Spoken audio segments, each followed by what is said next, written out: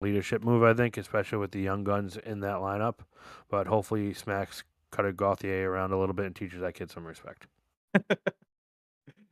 Um, yeah, you bring up the who are veterans, but the goal with those was not to come and perform and get these guys to win a cup, but to help the young guys get better, hopefully a little bit faster. Like as you just said, help some of the young guys grow in their maturity. And the one but another thing to think about is, there's been all that trade talks with Trevor Zegras, and we don't know if there's any truth to them, but they're mostly just Lots of rumors. rumors. Yeah. Lots of rumors, but I get they feel true. I mean, Zegras is he's he's a pretty vocal guy. He's got a big personality. I can see him potentially wanting out, and I know he's injured, but part of me, and it's all speculation, but part of me wonders like how much is it injury and how much is it not wanting to play. You think he's feigning injury? Is that what you're saying? Potentially. It would be Hmm. like I said, I have the only thing I have to back that up is just pure speculation Of based course. off his personality. It's not like they're trying to make the playoffs and they're making an LTIR move. Right. Right, that's right. They're not saving him for the playoffs. They're not gonna make it. I do have a little bit of breaking news if we want to talk about it real quick. Um, Florida's William Lockhart been suspended for 3 games for goalie interference 3. on Oof. Marc Three. Andre Fleury. Yeah, he ran into I didn't watch the game, but I saw the highlights and he ran into him pretty hard. The side I've seen from Panthers fans is that Fleury was going to Five play the other puck. ones. Yeah, the 5 other ones what they said is, that the fact that Fleury was going to play the puck, he should be treated like any other player, but He that's was just out of the not how. crease. Yeah, he was going to play Hmm. the puck, behind the net. So a lot of people say, like, once a goalie does that, you're fair game. But I don't think the NHL feels that way, No, obviously, they with 3 game don't. suspension. And if it happened to, if it happened to Bobrovsky, the Panthers fans would be, "He should be suspended." So, Hmm. I don't I 3 I would say 2 games probably would have been better, but it is what it is. William Lockwood is a 4th liner. We can bring a guy up, take his place, it'll be fine. Steven Lorentz will probably get a few more games. Has anyone seen Not that gonna hit? Because I haven't. Aside from Brett, Cass, have you seen it? No, I'm trying to find it right now. I'm finding the fight, but I'm not really just do finding anything. Lockwood, Flurry. That's what I did. But If he's was it out of the more of net like and a Lucic on Ryan Miller kind of hit, or was it like did he skate out to the dots, or was he behind the net? Well, he was just going to play the puck pretty much and then kinda ran him over. if he's out of the net like that, I mean, I can understand suspending him for a little bit. 3 games I feel might be a little bit too much for that. I don't know if he has any suspension history. They may have taken that into consideration if he does, but I feel like that's a little over the top for a guy who made a hit on a goalie who was out of the crease. He wasn't even in the blue paint. Yeah, I mean, it's weird. The clip I found it kind of cuts right at impact, but it kind of looks like um it was an Did he act truck job there, him? like Shesterkin act job. No, it looks like he caught him a little bit, but I Greatest mean, actor in the league. it doesn't look like it was anything to warrant 3 games. You know,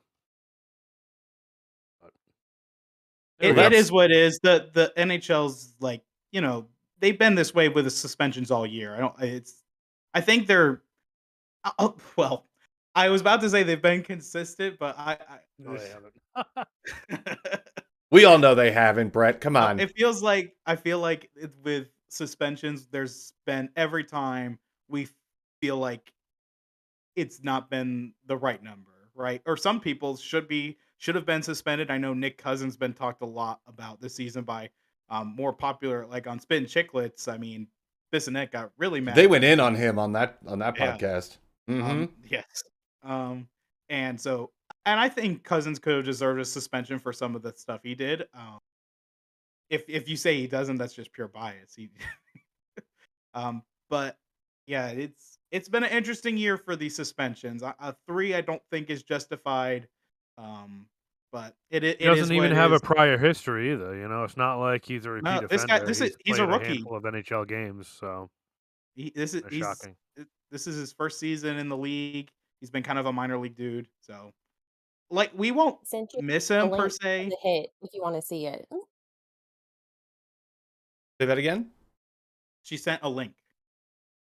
Sent you guys the link to the hit if you wanna see it. Sure.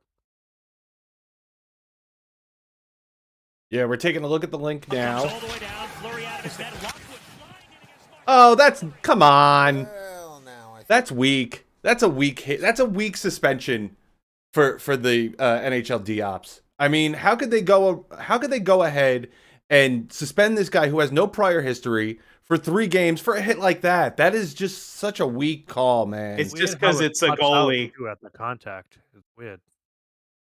It's just Right because when he it's a makes goalie. contact. I know. It's I know. Marc-Andre Fleury, you know. I understand that, and I get that he's a big name, but he came out of the blue paint, he came out of his crease, and he took a weak hit. It didn't even look like he trucked him or anything like that. That's malarkey. That is a stupid call. Does that change your opinion on the Aaron Dell throwing the elbow or shoulder in the kid when he was coming around the net a couple years ago? No, that was a good one. I liked that one. Speaking of goalies, moving on, the Oh yeah.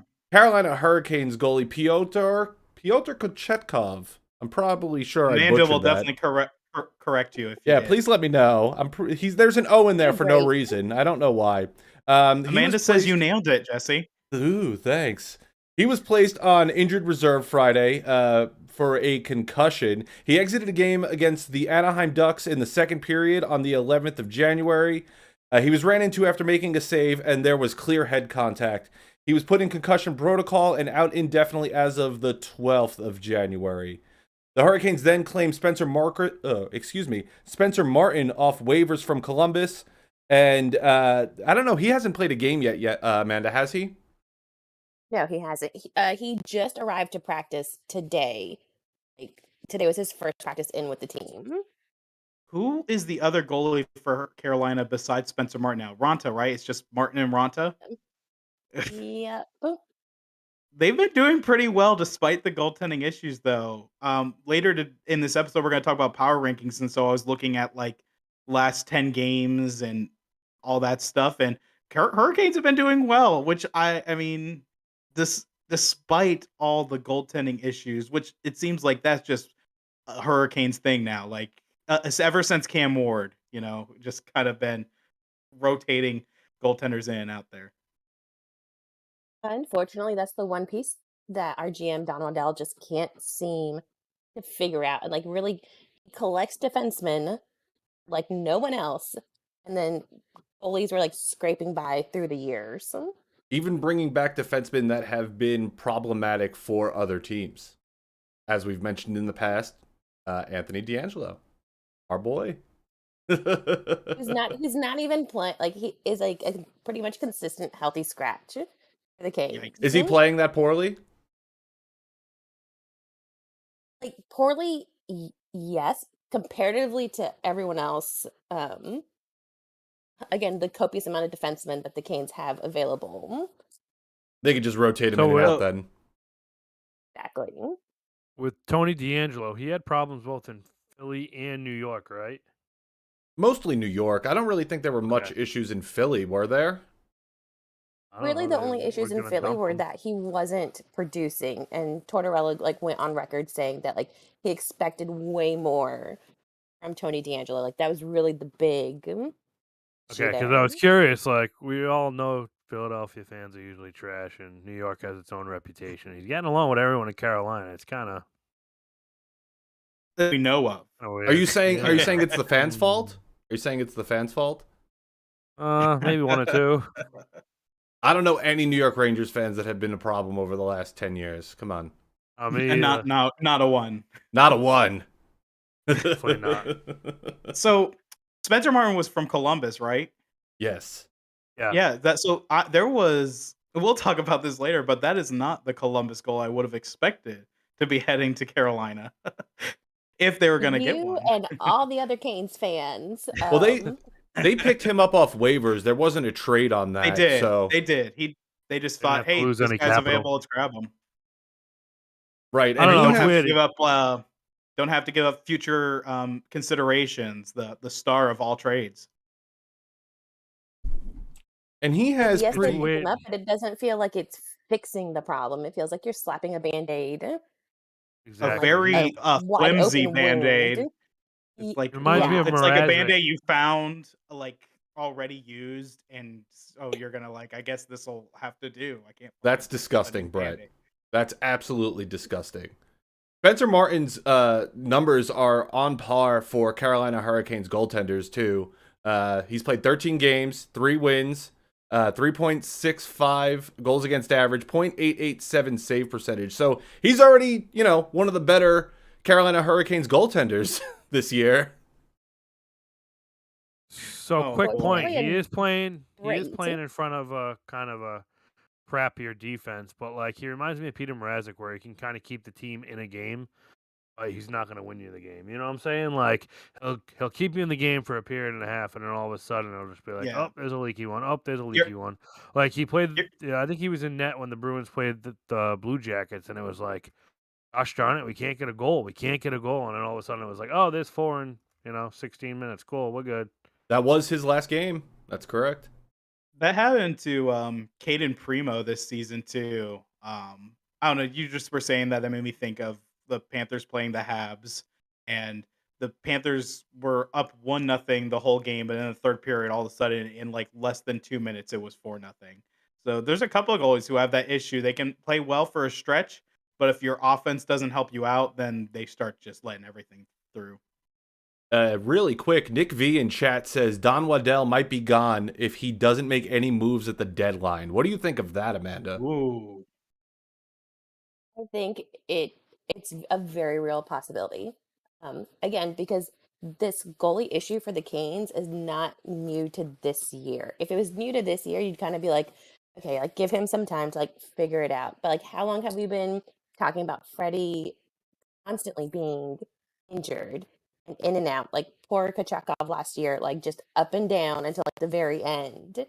I hope Just Kochekov ends up working out for Carolina, because him getting hurt kind of makes the situation like we already have to deal with all these goalies who keep getting hurt, and A Kochekov very difficult name is to say. supposed to be. I know how to say it, just my tongue would not do it there. But anyways, Okay, they were hoping that he was going to be the solution. I still think he will be, but so you hope these injuries aren't something that's consistent, because that's been the issue with ever since they got Freddie Anderson is, well, and and he has sorry. his issues, but like it's not been so much injuries on the ice. Like he's had the blood clots and everything, but it's still he can't play. So This year, yeah. And the thing with Kachekov's injury is like this was like no fault of his own. Um, Not even the player who ran into him.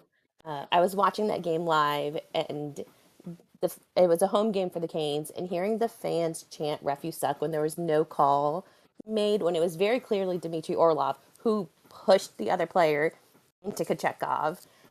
It's just like one mind blowing as just a general hockey fan.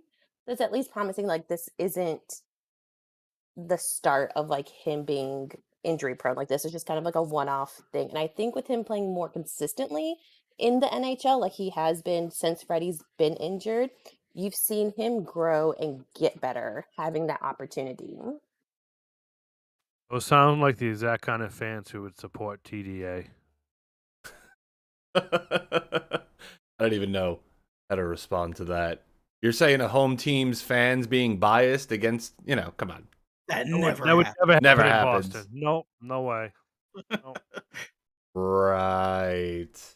I wouldn't know. I can't afford tickets to go up there because they're outrageous. So That's what you get for having a good team. probably be cheaper for me to fly down to Florida and get a ticket. You said it for the is, right? You Panthers. said it It is. probably is. Yeah. Yeah. Without a doubt. Next year that might not be the case. It keeps going up because the team is getting better. So that's the price you have to pay. If your team sucks, the tickets are cheap, but if you want to be good, you gotta pay a little bit more. Tank for Bill good Zito, ticket GM prices. of the year. Bill Zito, GM of the year? He I don't think he was I think he was nominated. I don't think he won it. I meant for this year coming. Oh, this year coming. I'd have no problem with that. The dude signed all these defensemen, and we have Yes, he's already shaking his head no. up until the last couple games, we have one of the best defenses in the league. We had like a 95% penalty kill for like 20 games. It was insane. I could see him being in the running for that award, but Right. I think Jim Rutherford's going to get it. Oh, What I mean, what additions they're did both Jim Rutherford deserving. make? We'll talk about that a little bit more later. But the way that he's turned that team around up in Vancouver has been dramatic over the last couple seasons since he's been in that position. Okay, we'll talk about that later because I disagree. We'll talk about your disagreement. Surprise, surprise. Surprise, surprise. So let's move on to the next injury we have to talk about. This is with San Jose, right? It is. We got Mikhail Granlund and Ty Emberson going on IR, but Logan Couture returning to the lineup. Yeah, so Still suck. Granlund was injured in Tuesday's 2-1 shootout loss to Chicago, and he won't be eligible to come back until at least January 27th against Buffalo. Emberson was placed on injured reserve today. He's considered week to week and hasn't played a game since January 9th against Toronto. But with that, as Brett mentioned, I was about to say I don't recognize Emberson's name like off the top of my head. I know a lot of guys, but that's definitely not one of your household names. As with most of the Sharks roster. yeah, the Sharks don't really have a very notable roster. I'm pretty sure Yeah. he's a defenseman, a bottom pairing He is. defenseman for the team. But with that, as Brett mentioned, Logan Couture is back, and he'll be coming back tonight against the Anaheim Ducks. He's been out all season with a lower body injury that he sustained in the offseason, and he said today that it was a hip/groin issue. What do you think are the chances that Couture gets injured again before the season ends? I think they're pretty high. That dude is always hurt, man. We talk about a lot of players who are always hurt. Like Line A is one that comes to mind. Couture, I can't remember the last time this guy played a full 82 game season if he ever did. I think that the opportunity for him to get hurt again is pretty high, which is unfortunate because I think that obviously San Jose needs him. I don't think they're going to be playoff contenders for a long time, No. but if they're going to have a shot, they need Couture in the lineup. Yeah, and they've got him signed 3 more years, 8 million cap hit. So they want him to play. Like they don't want to keep sitting him on the sidelines on injured reserve. Like you said, they want him to play, but I don't know. This guy's got tons of issues with injuries. Just has been a super unlucky career for him. Started out super high, expected to kind of take over Patrick Marleau's kind of position with the Sharks, being like their top center, and just hasn't quite had that same impact. So what we're saying is the Sharks should have held on to Pavelski as captain. And kept him. Exactly. Got it. I'm sure they wish they did.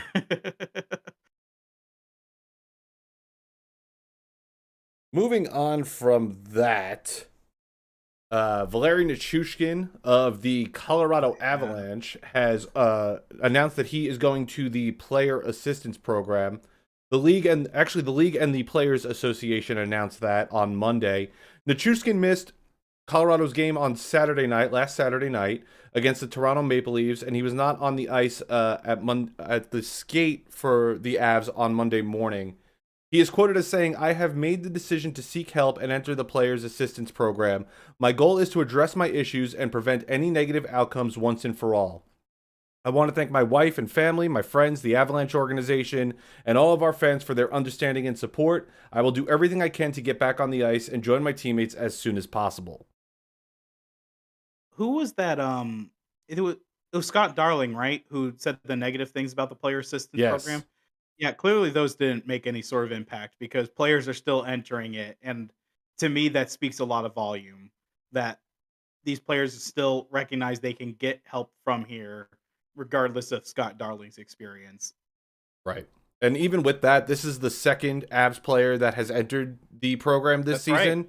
Samuel Girard was away from the team for a month and missed nearly 6 weeks worth of games after seeking treatment for severe anxiety and depression that led to alcohol abuse. With that, And you Did have Nishkushkin or Choo was he Choo-choo. in before, or is this his first trip? Did he enter last year with all the stuff that was going on, or was he just away from the team? I think he was just away from the team. I don't believe he actually entered the players' assistance program. But but go ahead, Brett. sorry, yeah, I was gonna say you have to like you mentioned, Jesse, Gerard was in this program, so you have to imagine. I mean, those two definitely talked and said.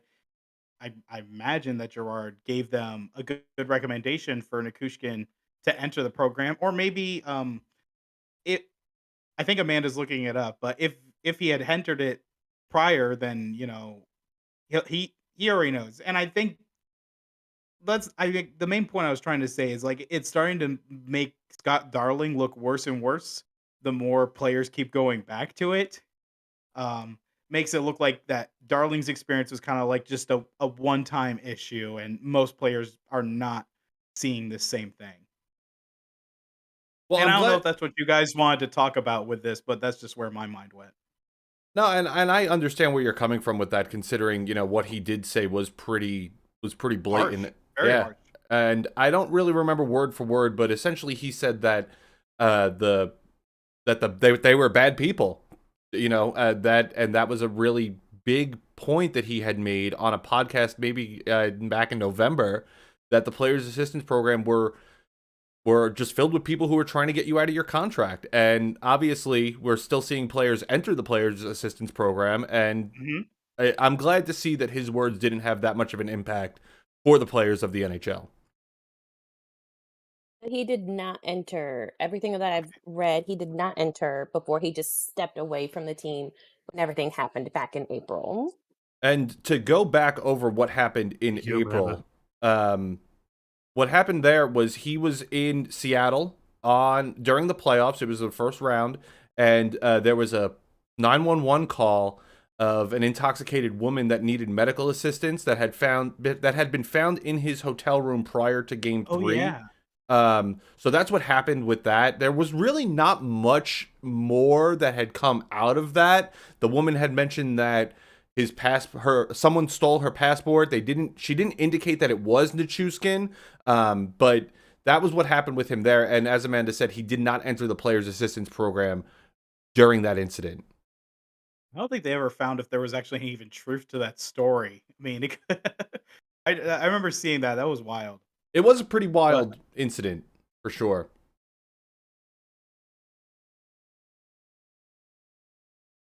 Moving on from that, we have some contract extensions to talk about. I don't know how to say this guy's name, and I'm probably going to I butcher think it. the first name is rough with that. I think isn't it Alexi? It looks There's an more A in there. complicated than So that. I'm going to say Alexi Protas. Protoss is definitely the last name, though. Received a contract extension which will kick in next season. It is worth $16.875 million and carries an average annual value of $3.375 million. He turned 23 earlier this month and has set a career high with 18 points through 42 games with the Washington Capitals. I mentioned this to my brother. Is this feels like a David Pulley contract? It's that long term for a not well known player for a lower value. Just because that's the kind of stuff David Pulley always did with the Predators players. Like you take guys who are like middle six, bottom six, um, your lower defenseman. If he likes them, he'll sign them long term. You normally don't see that with your middle six bottom six guys. Those guys normally rotate in and out of rosters. So I was kind of surprised. I mean, Protoss is not a name a lot of people around the NHL instantly just like no. So it was kind of interesting to see him get this long term contract. But so far, from what we've seen from him this season, it looks like he's deserving of it. Yeah, Capitals head coach Spencer Carberry said earlier this month that he's been one of our best players overall this year. It didn't start that way, and it's been well documented. He's continued to get better, better, and better. He's become now one of our top players. So the coach is pretty happy with him, which I guess is good to hear and has some sort of impact on this contract extension for Protas. I keep saying Sounds Protas, like it was and I'm money thinking well of StarCraft. deserved. I was gonna say, like, you kind of wonder how this opens up the market for other players that are around the same caliber, right? Because Protoss, even though he's been like the coaches said, and we recognize that he's been one of the better defensemen, but this is not a typical contract you see defenders of this caliber sign. Normally, they're signing short-term deals to hopefully improve their game and gain more money with each contract they sign. So Protoss is kind of like it's 3 point. Hold on, I just had it. 3.375 for Mm-hmm. 5 seasons. So he's kind of also saying he's taking. I'm rather have the length knowing I'm going to get paid than rather um, try to get more by signing short-term contracts. Which to me, it's brings a little bit question. How about how much he thinks of his own personal potential as a player? Does he not expect much growth? Like, I mean, he does get the security of being on a NHL team, getting paid, but 3.375 is not that much for NHL player. That definitely makes sense, and it's a good point because it doesn't indicate that it's a two-way contract. This is a one-way contract, so even if he gets sent to the AHL, he's still getting paid that money. So I guess that's good for him. He's locked down on that 3.375. Real fast, Brett, you keep mentioning him as a defenseman, and he's a center. Oh my gosh, I'm sorry. Like What I'm we here said, he's for. not a very well-known NHLer, but it could be one of those Sorry. contracts in 5 years when the cap's up to 90, 95, even 100 million. That looks like a steal. Well, he's still like I would call him a middle six, bottom six forward. So at least that somewhat made sense. Yeah, He's not your 1C, right? No, definitely not. He's got 3 goals in 42 games played, 15 assists, 18 points. He's -2 for the Washington Capitals, who have kind of been pretty much middling over this season. They had a really great start to the season. They've kind of fallen off a little bit. I think that had a lot to do with the injury to Charlie Lindgren. Alex Ovechkin, I believe, is still out, and he's still not scoring. And this is the second contract that the Capitals have signed. The first one being Tom Wilson, who signed a 7-year extension in August. I hate Tom Wilson. Most teams do. Everyone except Washington fans. What do you think of Tom Wilson? We'd love to hear it in the Back. chat. He is back. Good for him. Hopefully he can start scoring. That way he can break that goal scoring record. I mean, I know everyone would love to see Ovechkin break the record. I know even Gretzky's rooting for it. So, I mean, I don't want to Gretzky's see it tired of happen. being number one in all the all the stats, I guess. I don't want to see it happen because I'm petty. And I think it would be hilarious that he doesn't do it, but it would be good for him to do it for the sport because we need those records are meant to be broken, right? But also he got his cup. History. Right. But he got his cup and Lundqvist didn't, so screw him. He doesn't need this too. Be extra petty. I want Tom Wilson to get the primary assist now, Jesse. On the That record-breaking Gretzky breaking goal. Mm-hmm. Kaz, you didn't get to talk about this, but we talked a lot He's about 100% break it going to break it. Oh, yeah. Absolutely. but on the Capitals. Yeah, I think so. Yeah, you think so? They're overachieving this year, kind of like the Kraken did last year. So, but I think he will. He loves will bringing break them the up. record. Just shanking me in the sides. That's what I need. I got to make up for. I 2 wasn't weeks sure of what that missed motion was. So It wasn't what you thought it was, I- everybody. yeah, it was shanking in the sides. Yeah. Moving on. Well, Moving Jesse, on. Moving on. Jesse, you Nick V agreeing with you that Tom Wilson is the worst. Tom Wilson is the worst. I know a lot of people like Cass say that they would like, people who are pests and annoying on their team. I wouldn't want Tom Wilson. I'll take Brad Marchand all day over Tom Wilson. All day. Yeah. I actually like Marchand. I've come to like him a lot more over the last couple seasons. I hated the whole licking thing that he did, but over the last couple seasons, I've warmed up to him a little bit. It's weird. He never for me, he never obviously he's a dirty player. That was just like over the line, over the top. Like it was I don't disgusting. think even Bruins It's a fans like it's a that. They were like, distraction. "What the heck?" Yeah, it's a distraction for the team more than helping get under people's skin with your saliva. It was absolutely gross, and I hope that never happens again. It hasn't in, what was that, 5, 6, 7 years ago? But disgusting. It's quite a while ago. But the incidents were close to each other. But anyways, we can move on. Yeah, moving on, we have another contract extension for a player, Shane Pinto. Well, I guess he was signed. We talked about before the episode. It's not so much an extension as he is finally signed for this season. It took him half the year to do it. Well, because he was had suspended. to deal with the 41 game suspension. Yeah, right. So he will be able to play.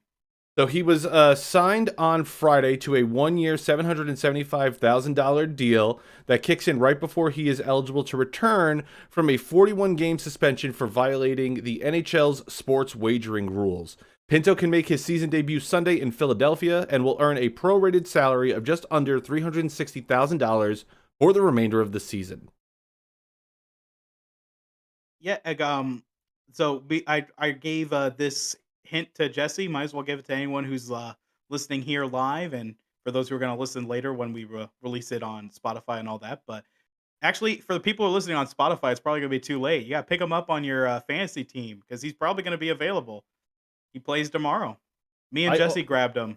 I already got the GM of my current league said, good grab on Pinto. I was waiting to grab him, so he's already pissed off about it. You're welcome. Yeah, thank you. I appreciate that. So just to backtrack a little bit, Pinto became the first NHL player of the league's modern era to receive a gambling-related suspension when he was handed a half-season ban in October. There weren't much details that came out surrounding why he was banned. They only really said that it had been related to gambling. They had mentioned that it wasn't because he was gambling on NHL games, but there was a lot of speculation, particularly here on this podcast, about that not being true. So it's good to see him back, or coming back to the league. He was back in Ottawa on January 12th to resume practicing with his teammates. So there was a huge expectation that he was going to be signing some sort of contract. And that head coach for the Senators, Jacques Martin, said that at the time he was expected Pinto to be in the lineup tomorrow, January 21st, against the Flyers. The funniest thing that came out of this whole Shane Pinto suspension was that image of Shane Pinto with the Senators helmet that is advertising a sports betting company. The irony, like right? The irony, yeah. There was a meme that had happened around that time where it was an NHL press release that they had put out on Twitter. It was an image of that, and it said, "This suspension sponsored by Betway, DraftKings, Bet365." I thought that was hilarious. Oh my gosh. It'll be interesting to see how Pinto does coming back. Obviously, I don't know if he's been allowed to practice with the team at all, if he's been able to be skating with the team. I'm sure he's been practicing on his own, making sure that his body's ready for the return. But it'll be interesting to see how he gels with the team if he hasn't been able to practice with them. So he's still in a contract, so he's going to want to perform. That's right. You're right. So he wasn't able to have any contact with the team during his suspension. He was back in New York, his hometown, while he was on the suspension. The article that I read did indicate that he was practicing, obviously just not with the team. Right. And well, he was, you have to, so yeah. Right. And he was only able to come back within the last week to Ottawa to play with his teammates.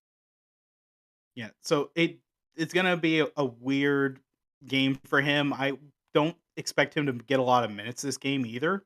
I think it's going to take them probably a full month before he really gets back into playing, because he's been conditioning, right? But practicing on your own is a lot different than practicing with your team. So, yeah, he's probably gonna have a slow start, but I think once a couple weeks pass, I think he'll get back to producing the way that he was. This is going to be a huge benefit for Ottawa, who has been struggling this season. They are not doing well. Currently, they're in the Central Division, right? Yes. No, I'm sorry, not the Central, the they're in the Atlantic. Atlantic, Yeah, and the one that has all the Canadian teams and then the 2 Florida teams. They are at the bottom of the wild card standings, even below the Columbus Blue Jackets, though they do only have 41 games played, which is one of the least of the entire division. They're sitting at 33 points, 16 wins, 24 losses, and 1 overtime loss.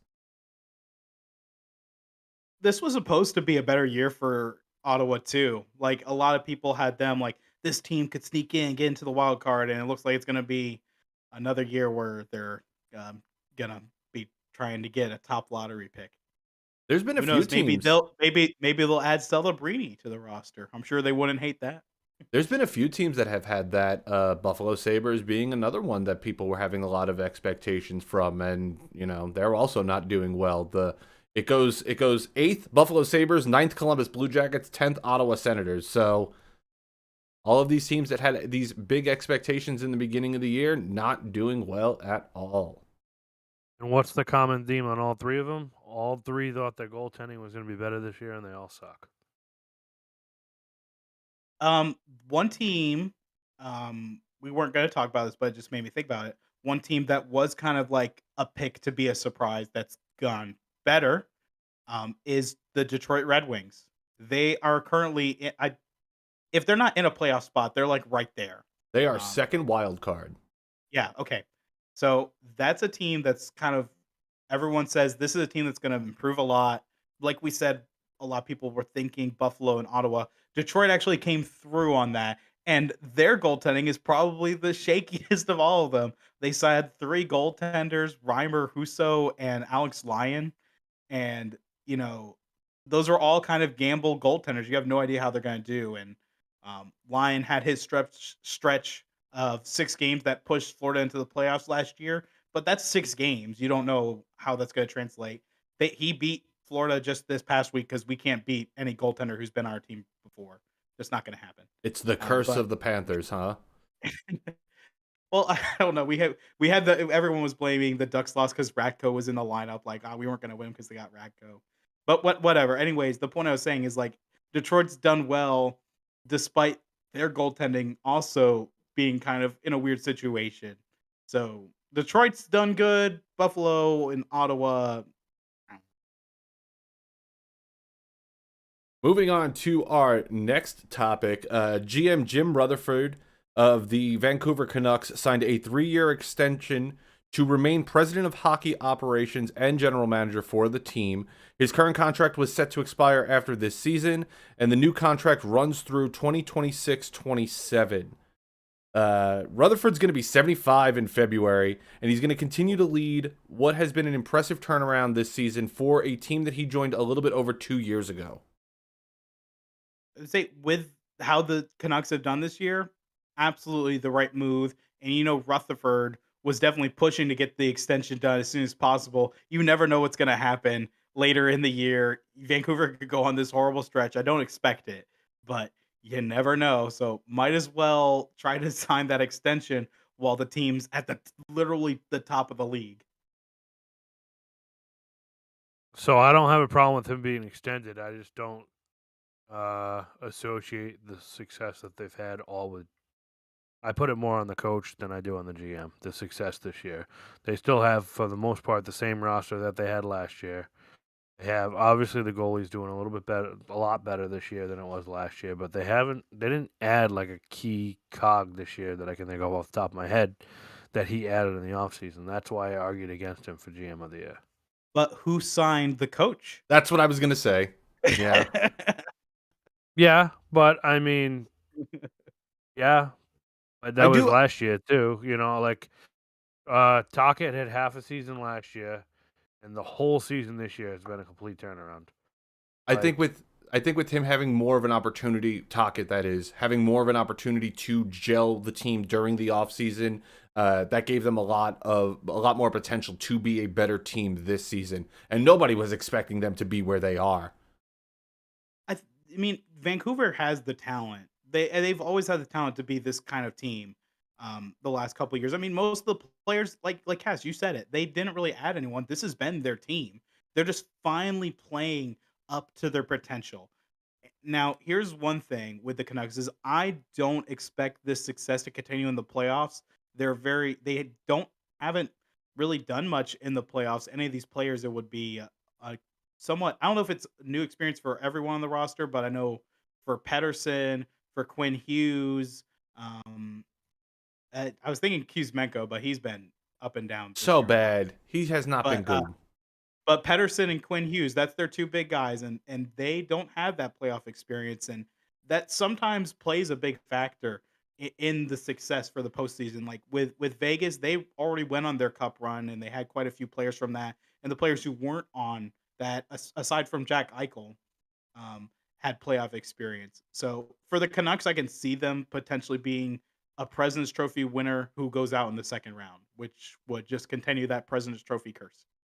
I understand a lot of the players haven't had playoff success and playoff experience, but one thing that gets forgotten is Rick Tocchet has a lot of playoff That's experience true. Mhm. That's as a true. player and as a coach. So even though the players might not have it, the coach knows what to bring come that time of year that might get swept under the rug and might get forgotten about. We had thrown around the idea of talking about who we might think the Stanley Cup final is going to be against. And I had it because I didn't want to choose my team to be biased, but I had it so that it was going to be a rematch of 2011 with Vancouver versus Boston. Boston. And Vancouver winning their first Stanley Cup and a riot breaking out in the city of Boston. So I'm hoping that happens still.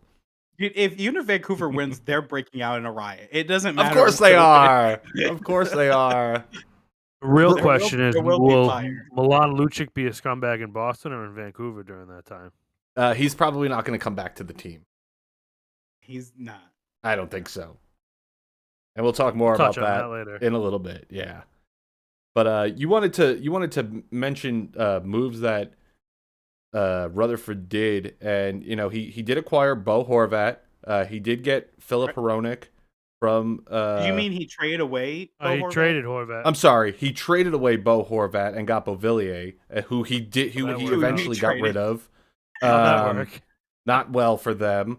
They bought out Oliver Ekman Larson's 8-year contract, the final 4 seasons of He's his doing 8-year well this year. contract. He's doing well in Florida. They brought in Carson Soucy, Ian Cole, and Teddy Bluger. All three of names that aren't really too big. I think the biggest thing that he did was bringing in Casey DeSmith as backup for Thatcher Demko. That was a surprising move. They like because Casey DeSmith got traded to Montreal, didn't play a single game with Montreal because the season didn't start, and then he got traded to Vancouver. That was a good move though. It ended up being a really good move. It was a gutsy move ish. I'm not mistaken. didn't It have didn't to give cost a crap load either.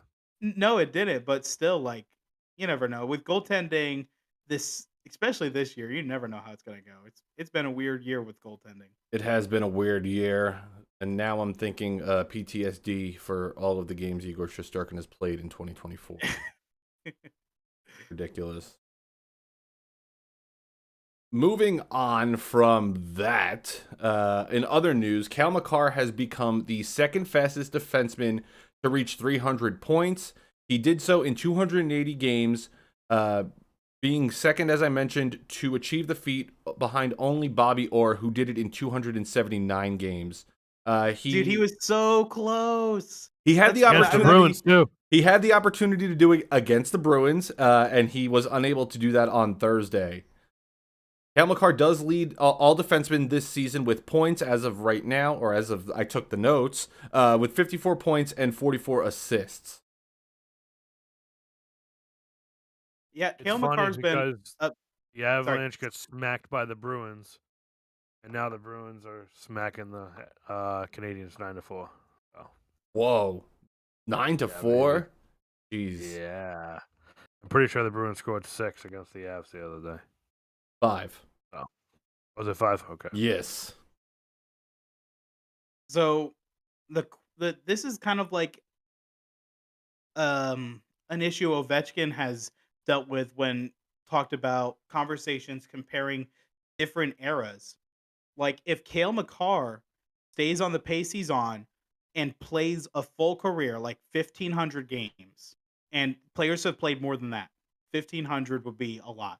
And Bobby Orr only played like he played 700, just around that, I believe. It was not a lot. So if Cale Makar can keep up this production but have a longer career, does he become the greatest offensive defenseman in NHL history? I think he has the potential to do that. I mean, his name is already connected to so many accolades. He's a great player. I don't really think he has too much of an injury history. I know he's been out a little bit, but I don't think it's been anything too major. I'm looking it up right now, but I do think he has the opportunity to be a really great, to be the best offensive defenseman in NHL history.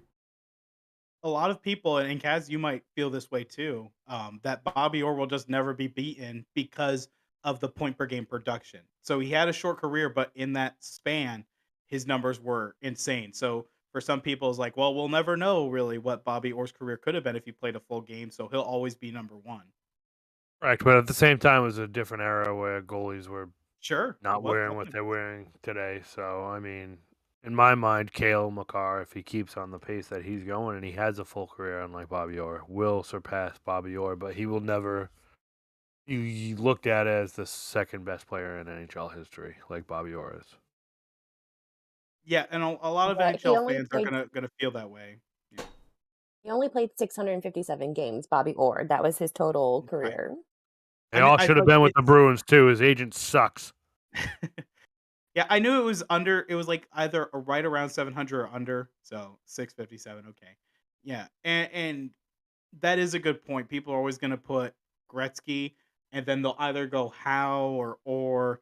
And I don't know if people are ever going to be able to say any other different top three. Some people can make arguments, but like a general consensus is normally those three players, and it feels like irregardless of how players do in the modern era of hockey, that feels like Well, it's that's not going to it. be Like surpassed. Crosby and Ovechkin are probably would say what top 10, but I don't think anyone's gonna be in that upper echelon ever The as a modern 60s, player. 70s, 80s. The older players are just so ingrained in there. Would you put Maybe when we're the old people, it'll be different. Ovechkin in top 5 even? No? Even if he breaks the record, I don't think I would. This game has been going A lot on of for so people, a lot of long. people, a lot of people would put Maurice Richard still above Mhm. Ovechkin as a goal scorer.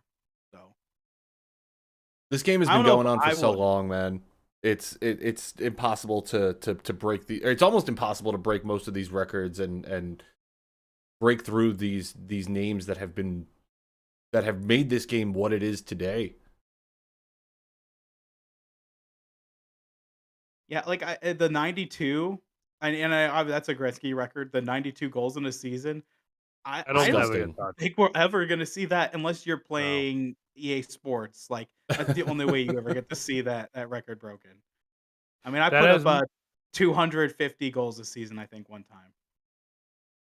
that has Not as much to do with Gretzky's skill as it does as goalie and their talent level and the equipment that they had on, though. You know what I mean? Like, I'd say that's equivalent to 65, 70. Like Austin, who hit McDavid hit 60 last year, right? Or was it Matthews? Someone hit 60 goals last year, right? someone. I think Matthews has hit Well, you know 60 what? at some point. Might have been Pasta. Uh-huh. But Cass, a lot of people say that they like to say that if Gretzky played in today's era, it would be different. But no He'll one still be was sick though. really Like, there was no one was really close to this 92, yeah. right? Like 50 has always been like the you are elite goal scorer if you get 50, and that's been pretty consistent. The 92 is absolutely insane. No one else even got like I think we see 70 goal seasons, right? Like Timo Solani had a 70 goal season. Rookie year, right? Yeah. And I don't think there's ever been another 80, and there definitely has not been another 90. So even though the era in the 80s you score a lot more, no one was still close. That's the point I always like to bring up when people say that Gretzky wouldn't have been able to do it. Why doesn't everyone else be right behind Gretzky? He's still like miles ahead. Oh yeah. The point that is always great to bring up, he could have never scored a single goal in his career and still lead the league NHL all time in points with just his assist. That's disgusting. It's insane. And that's still Well, true. It's funny. It's like the brother trio that has the most points is Gretzky and his brother. His brother only has 1 point. Yeah. But I think it's a little bit more than that. Isn't it 4?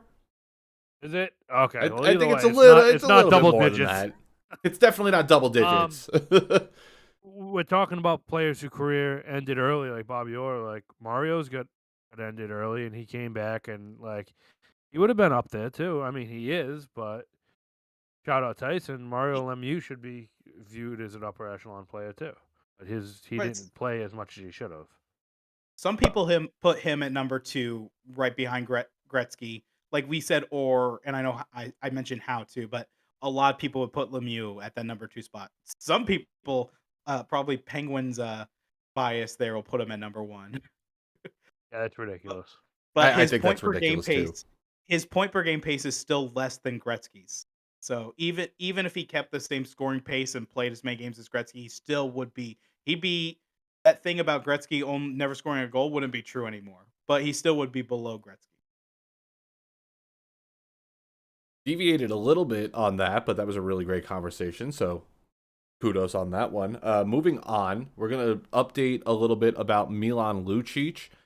Just to go back a little bit, in November, he was arrested after his wife called the Boston Police Department to report a domestic incident. He had been drinking, according to the police, and I think it was out.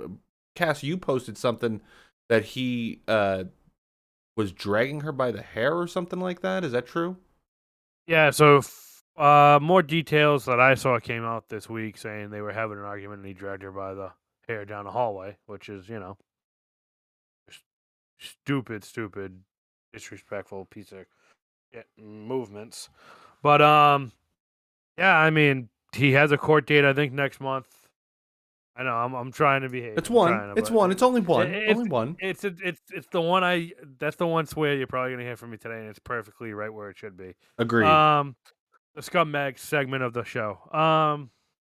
Yeah, so he has a hearing in February. What I understand, his wife didn't press charges, but the police did. So it's not Wow.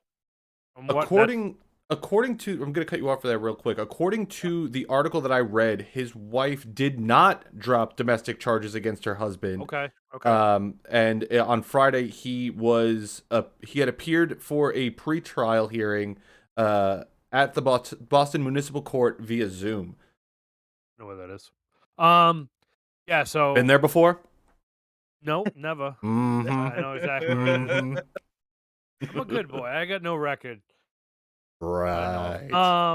Yeah. So what I thought I heard was his wife didn't press charges, but obviously that would have been back in November. It happened in November, right? Yes. It's been a while. So here's the other thing that he's obviously a PR disaster. They brought him back to kind of 100th season, rah rah rah.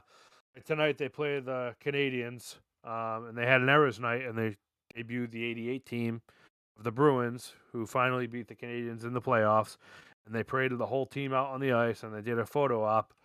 So one of the next ones is going to be when they won the Cup in 2011. Like, is he not going to be out on the ice, or are they going to be stupid enough to have him out on the ice with everyone else? I think they shouldn't. I don't think they should either. It's a disaster. Yeah. I think Lucic has played his last game in the NHL, and it would be asinine for any team to consider signing him. Well, he's still under contract by the Bruins. Technically, I think it's like a leave of a personal leave or something. He's on LTIR, isn't he? I believe so. Yeah, I'm pretty sure he's on LTIR. I don't think he did. I don't think he entered the players' assistance program. Oh no, wait, he did. So he did. He was technically injured when this happened. I don't know if there's like a loophole that he stays on LTIR until his legal bullshit gets figured out. There's number 2, but so I don't know how that works, but as far as I know, like he's not. They don't really need him either. Like the fourth They line is don't. gelled They pretty don't need well with him. the Bruins. You know, Lauco. They just sent the Boston Bruins just sent Johnny Beecher and Mason Lorelei down to Providence. I really like Johnny Beecher as a fourth liner, but he hasn't done too much the last week or two. So, but I like how their lineup is the way it is. I don't think they need him. I would agree with that. I mean, they've got some really good guys that are producing on those bottom lines. Just keep them off the ice. It would be a bigger problem for them, I think, if they brought him back in. The optics would not look good for that team. Just cut ties with him once you can and be done with him. Wash your hands of him. And again, the Bruins are kind of dumbasses and shoot themselves in the foot, just like Mitchell Miller last year. So they'll probably bring him back. You know, the last week of the season. Do you think? Do you genuinely think that? Do you No genuinely way. think that they'll They bring need him No, back? I'm being doing this facetious. stuff. I'm definitely being facetious. But they had the great season going last year, and they signed this scumbag that Cass did is all just that racial making the stuff. So Cass is just making the point that the Boston doesn't have a great history of with players and doing not great Yeah. stuff off the ice. mhm. And the Boston Bruins Unfortunately- acknowledging that and not moving forward with any kind of players. He's been on LTIR since October 28th. That's like 1 week into the season. That's crazy. Yeah, and then this incident happened on November 19th. So only a couple weeks after he was put onto LTIR did he have that run-in with the Boston police and his wife. So just be done with him. He doesn't need to be playing anymore. Nope. He's made his money. He's made his money. He's made his career. He's won a Stanley Cup.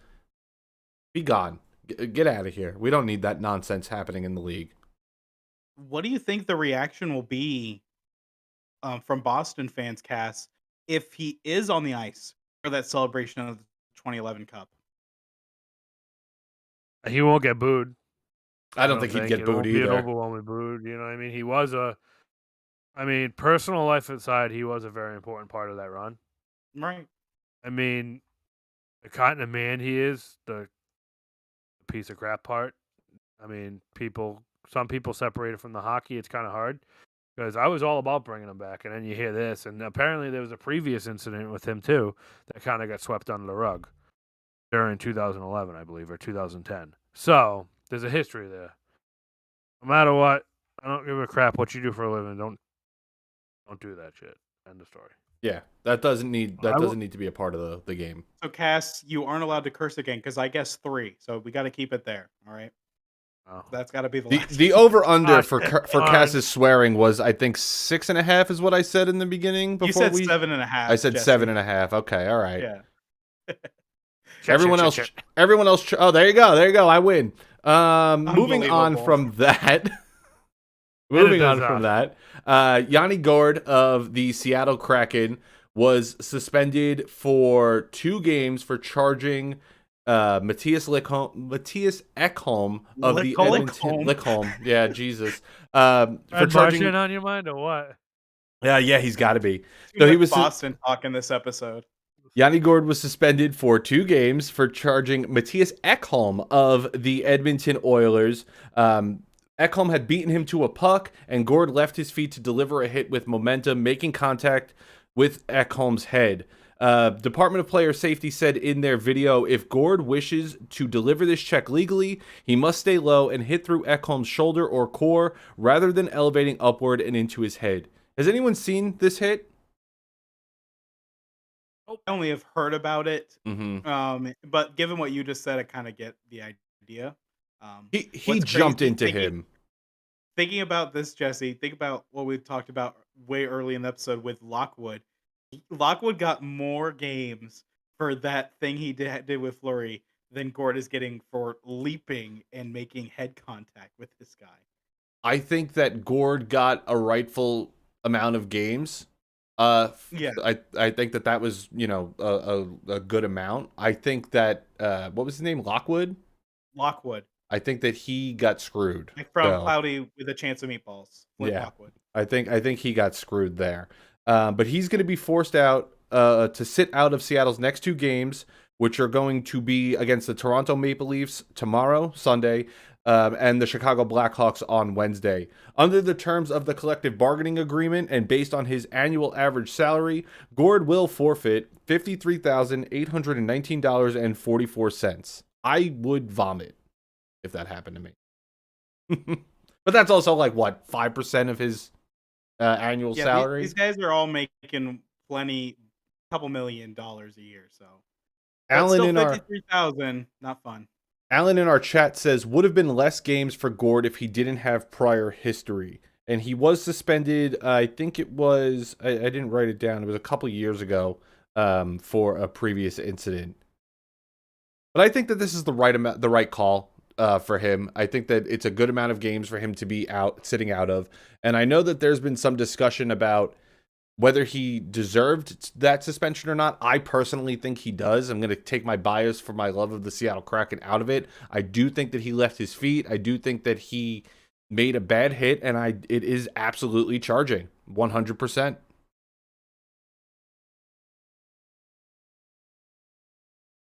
Moving on. I mean, I don't have. Sorry, don't. No, that's don't fine. Have a lot to comment on that one. That's fine. Moving on from that, we're going to talk a little bit about Elvis Merzlikins. This is a funny one. It is, because on the 15th, on Monday, the 15th of January, Jason Newland, who covers the Columbus Blue Jackets for the Hockey News, stated that Merzlikins requested a trade out of Columbus following that shootout victory against the Vancouver Canucks. That came 3 days after reports came out that indicated that Elvis, quote, had not asked for a trade from the team, but the goalie said Friday he and the team have agreed to that a new scenario is needed. So it's a little weird to see what is going on with Elvis, because here we are a week ago yesterday, that he needs a new situation, he needs some sort of new outcome, and that he didn't want to trade from the team. And then a mere 3 days later, in his first start since the end of December, he's indicating that he wants a trade. And there wasn't really any sort of clarity on this. I don't think I ever got any clarity on this myself. Did he say that he wanted a trade, or did he say something else? So, Jesse, that guy, and you tweeted him, and he never got back to you. No, he didn't. Basically, this guy How is dare making he? a baseless accusation that he has nothing to back it up with, because he's saying he said this in a post-game interview. The video of the post-game interview is out there to the general public. You can listen to the whole thing. He never says he's requesting a trade. The weirdest thing he says in it is he's pulling the monster out of him. I don't know how you get that to mean I don't want to be in Columbus anymore, because it's not. He just kind of was. He was amped up.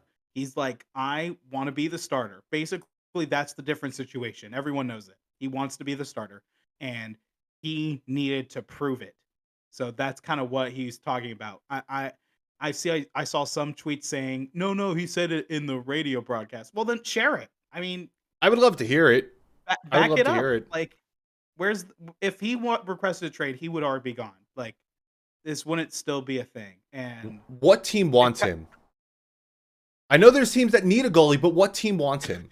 You guys can't see it. Amanda just raised the hand. Every Kane fan. Columbus goalie quota for the year. You get Spencer Martin. That's it. It was the wrong one though. They saw a Columbus goalie get sent down. They thought it was Elvis, and they just, Columbus goalie gets sent down. We want that guy. Oh, it's Spencer Martin. Whoops. Does that mean They Columbus didn't read the isn't fine going to print. trade him off? Does that mean Columbus isn't going to trade Merzlikins? That's why they got rid of Martin. Like, I don't understand why they would have sent Martin down on waivers if they're planning on getting rid of Merzlikins if he really wants to get out. It's just really weird, because their other goalie, I think it's Tarasov, right? It is Daniil Tarasov. It's just one of those head scratchers. Like, I don't think they have crazy depth in their farm team, so why wouldn't you keep Merzlikin where he's at on the bench? He hasn't started a game in a while, and try and find a trade partner for him. I understand you kind of want to showcase him, but at the same time, like, is 1 or 2 games with that crappy team in front of him really going to make a difference in the trade market? You risk injury, too. He wants to be the starter in Columbus. Like, if he got to choose what he wants, that's what it is. If he deserves it, I don't know, but I don't think he has a no trade clause. He does. He does. Okay, modified. It's modified. they gave him a crazy contract, so I'm not too surprised. But um, they he's not going to want to be in a situation where he is the backup. He's made that clear. His numbers don't back it up though. That's been the issue. He's saying I am a starter, but his play doesn't really show that. And that's been the issue. Like a team would be willing to trade for Elvis to be a backup, but he doesn't want that. So then he's going to be whining and complaining no matter which team he's playing for if he's in a backup role. And teams don't want that. They don't want a guy who's demanding to be a starter, whose goals against average is above 3 and his save percentage is floating around 9, sometimes under. Like Amanda, maybe your Carolina Hurricanes should go after Ottawa Senators goalie Jonas Corposalo and just hit the trifecta of Columbus goalies. You would love that. You mentioned his stats. You mentioned Merzlikins' stats. He's had 25 games played, 8 wins, 9 losses, 6 overtime losses, 3.26 goals against average, .905 save percentage. He has 3 years left on his contract at $5.4 million, and he is the 11th highest paid active goaltender in the NHL. See, just 3.25. And I know a lot of people say his numbers are inflated because he's on a bad team. But Amanda, can you tell how what you that gonna take defense is that ranked in the gamble? NHL? Would you be willing to accept $5.4 million cap hit on the Carolina Hurricanes? I don't think they can do it. I don't think they she'd can rather either. have Olmark at $5 million. Every team would rather have Allmark. Are you kidding me? We mentioned that last week too about how you think that Allmark's going to be gone more than Swayman. Yeah, absolutely. I also wouldn't do Swayman's whatever younger. the Bruins don't need defense, so they don't need Pesci. You know what I mean? That was one of the trade things. Like they're pretty good on defense, so I would take a forward. I know Amanda's still looking something up, and we don't have to get into this too much, but what would you want in return for Allmark? So draft picks? I'd have to look to see if he has I think he has one more year after this year, and a cap hit at $5 million. It's hard. I would like to see a higher. Well, you're the pick plus, GM. I don't know because I feel like I'm going to be asking too much if I ask for a first round pick plus a roster player. You know what I mean? A forward. So you'd want an top six roster NHL player. ready guy, and then probably a second or a first round pick. and you'd be picking. Boston this is needs where it. Boston can get their center. This is where Boston can get their center if they trade Linus Allmark. That's what they should do. Even if they don't get a first round pick, if they can get a solid center, that's a good return. See, like if I was Boston, I would do like I don't know, Allmark and a 6th round pick for Elias Lindholm and Vladar and a 3rd round pick or something like that, where you get a backup goalie to back up Swayman, you get your center of the future, and you get a little bit of draft capital. You're overvaluing Allmark a little bit more. I know, but if I hold the cards, I don't have to make the move either. You know what I mean? Fair enough. So I'm in a position of surplus. I'm not in a position of need at this point. They are 3rd in the league. It's not like It's not like they put up 9 goals tonight too. It's not like they're desperate for. They do need some more forward depth, but they're not desperate. Oh, someone has to blow me away with an offer in order to make a trade, which is what I think happened last year. If he was available and they were shopping him, I don't think they got blown away by any of the offers that they got, and that's why he's still on the team. I would be shocked if they traded Swayman, but then again, I don't think that's going to happen. Who knows? I would be surprised if it does, unless they can't come to an agreement on a contract, which is what he's happened on last RFA year. this year. Yep. Okay. Amanda, did you ever find that thing? 30th. Yes. 30th. It took a little bit, about 30th, for their defense. You know who's 31st and 32nd? You still have it up? 31st is Ottawa, 32nd is San Jose. There you go. Where's Washington? Oh my gosh. I'm just curious because Lindgren. Why don't you just list out 1 through 32 for us, Amanda? Don't do that. We don't have time. Washington is 12th. Wow. Thought they'd be a little bit higher than that. All right. So even given that fact that Columbus is 30th in defense, you're still taking a gamble on Elvis if he can perform well with a good defense. And Alan just commented again saying that Elvis did request, but there just wasn't interest around the league. And if he did request, I just haven't. I don't know. I guess I just need to see more proof that he did. But he So definitely So could have. wait a the minute. only thing I can find like officially is like on the I NHL.com saw that website. too. Yeah. And the only thing it's saying, like quoting him saying, after my last interview, everybody knows I requested for a trade, and then he goes to talk about Oh, the game. I So guess pulling apparently There's out it's the common monster knowledge. equals by there's wanting to some trade. major confusion about this entire scenario because I'm under the impression that he did not request a trade. The NHL's website, which is obviously significantly more impactful than my opinion, is saying that he is. So I don't know. I don't know where we sit on this. I think that It just makes the situation all the more confusing. I don't think he's going to be gone by the trade deadline unless he does something that is so super impactful for the Columbus Blue Jackets and blows people's minds out of the water. I don't think he's going to be gone by the trade deadline. I think this is going to have to be an offseason thing that they take care of to get him out of Columbus if he wants it. Right. So Well, I know the not thing a is, lot of teams will take him at 5.4. Will teams take him at 2.7 if Columbus seats half the cap? but They would that's have for to. what, like 4 years? That's not going to happen. You're not going 3 to take half years. a salary. 3 years after Still, this. like, I can't see Columbus retaining that much for 3 years. Alan said it's Elvis. He's a drama queen. Any team would be smart to avoid him like the plague. Yeah. Yes. That's what I was kind of saying. Like this Except the guy, Carolina Hurricanes. he's shown that he's kind of a headache. He's demanding to be a starter. Like you don't want a guy like that. You want a guy who's going to come in. I'm here to fill the role that's needed. Um, unless you're a dude like Sergei Bobrovsky being paid 10 million, Mhm. there's no way that Florida is going to make someone else the starter over him. I've mentioned this before. I don't think that the numbers that a guy is getting paid should warrant where No, he it is in the shouldn't. lineup. You're right. You're right. It shouldn't. Because if But it Stolarz all of a does. sudden blew everyone's mind out of the water and was lights out over Bobrovsky, put Stolarz in. Like, I mean, like that's, Lion was last year. yeah, and I think that's what Well, I was mentioning. They did for 6 straight games. And I guess it's fair. You're right. They did kind of do that. And Bobrovsky then played out his mind for most of the playoffs and proved that he kind of earned it there. But yeah, I try not to talk too much about the Panthers because then you guys are like, you just all Be only great. talk about the Panthers. And I'm trying to do better. So I hope that's been noticed. Bias. It's a bias. I'm kidding. I just like to talk about my team.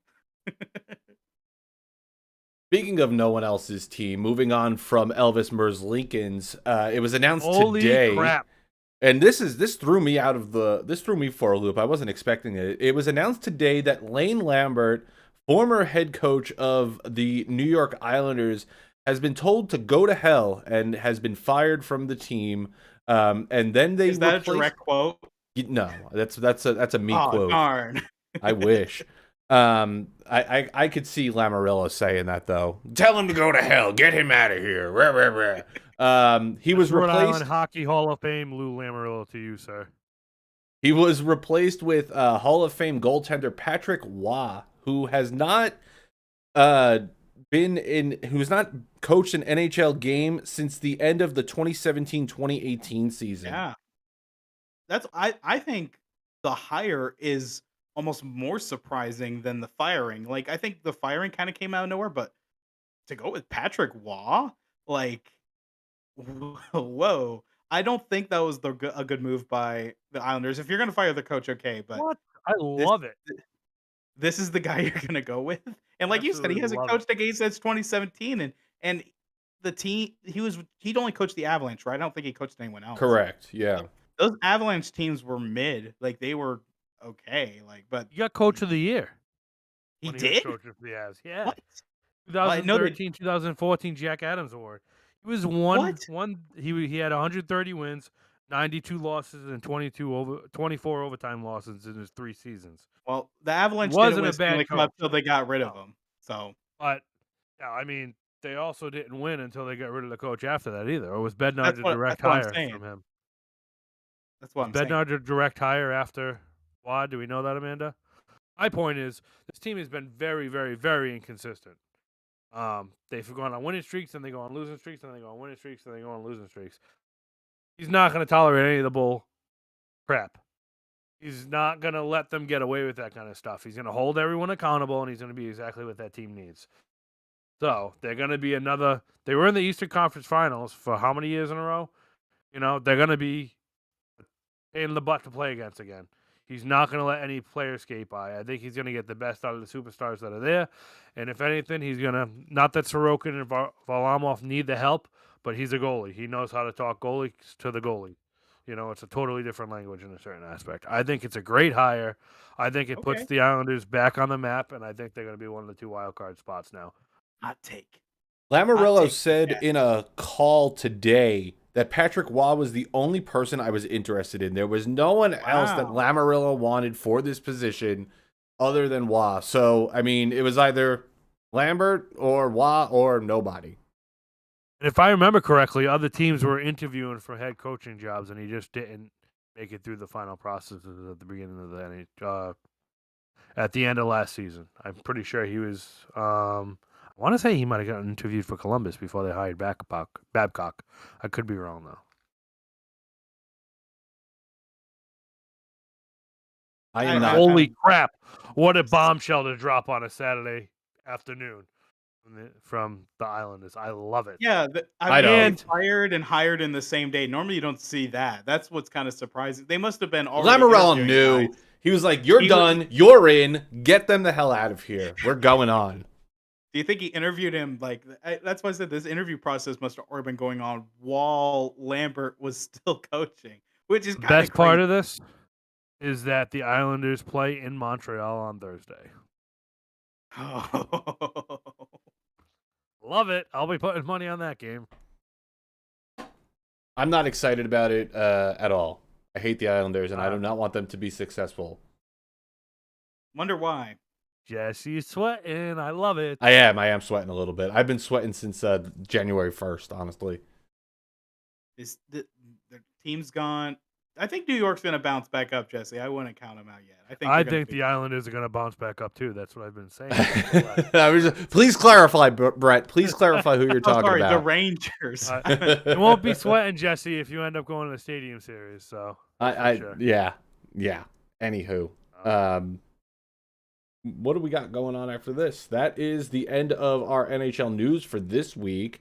We have, if I can pull it up really, really fast. Some predictions. Yeah, we're going to talk about some awards predictions that we have. It is relatively early, and I guess not relatively early. We're already halfway through the season at this point. Yeah, so I think that this is a good time for this sort of conversation. We're going to go over our predictions for the Hart Trophy, the Vezina Trophy, and the Norris Trophy. Brett, I'm going to let you go first. You want me to do all three? Yeah, let's do it. Okay. So, for Vezina, I think this was a pretty easy pick. It's definitely Connor Hellebuck. That is, I feel, pretty clear cut. The dude is second in wins, and his goals against average is second in the league, only behind Adin Hill.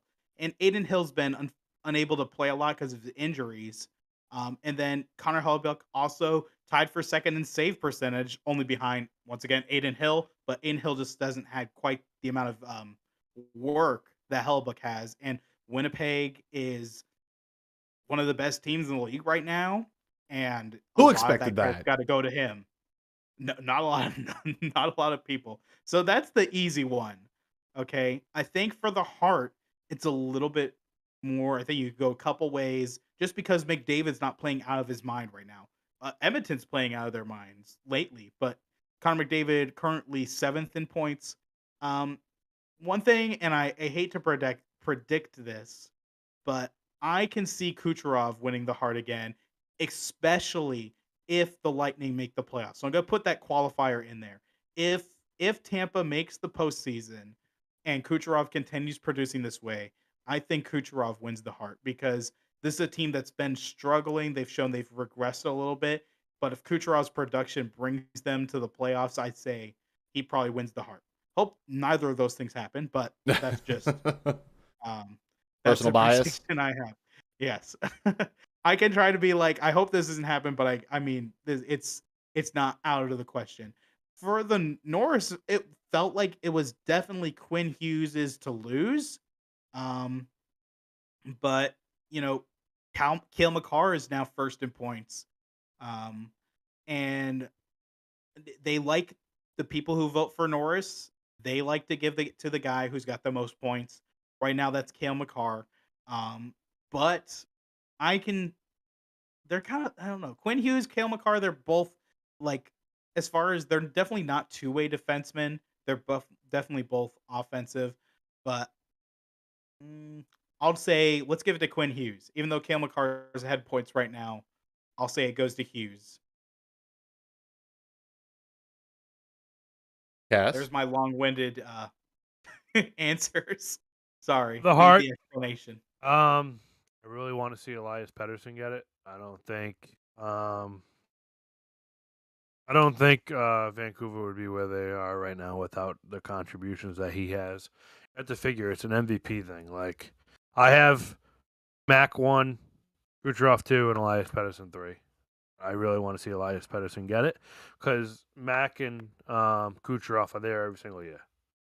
You know what I mean? So they're always Pettersson would contributing be the way new. they're always contributing the way they do. It just so happens that McJesus isn't there this year.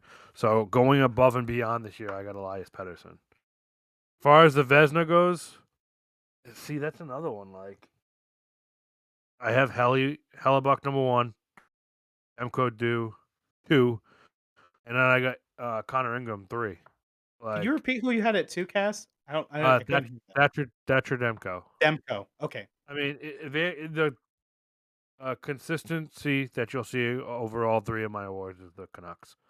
It came out of nowhere this year. It's just the way it is.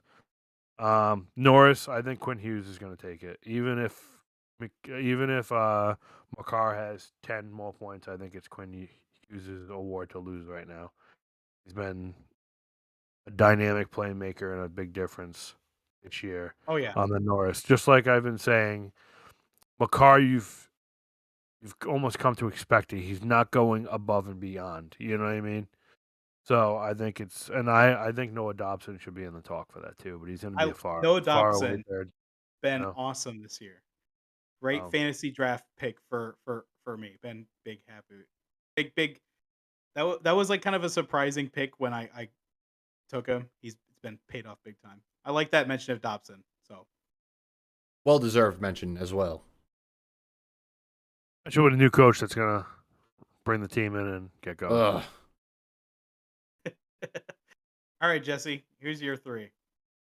So for the Hart, I had McKinnon as number 1. I had Artemi Panarin as number 2 and Nikita Kucherov as number 3. So I think McKinnon's going to win it. I mean, he's up there in points. He's producing really well for the Colorado Avalanche. I think he's a shoo-in for it. For the Vezina, I'm kind of gonna... I think Demko's going to win it. I think he has a really good argument for winning it. He's been lights out for the Vancouver Canucks. I don't think they would be where they are without him. And that's just where I'm at on that one. For number 2, I have Hellebuck in that position. And then I'm going to give my guy Charlie Lindgren a shout out as well at number 3. I think that he's third in the league in goals against average. He is tied for second with Connor Hellebuck at save percentage. He's only got 2 shutouts, but my God, that guy just came out of nowhere all of a sudden. So I just want to give him a little bit of a mention there. And then for defensemen, I do think Quinn Hughes is going to get it.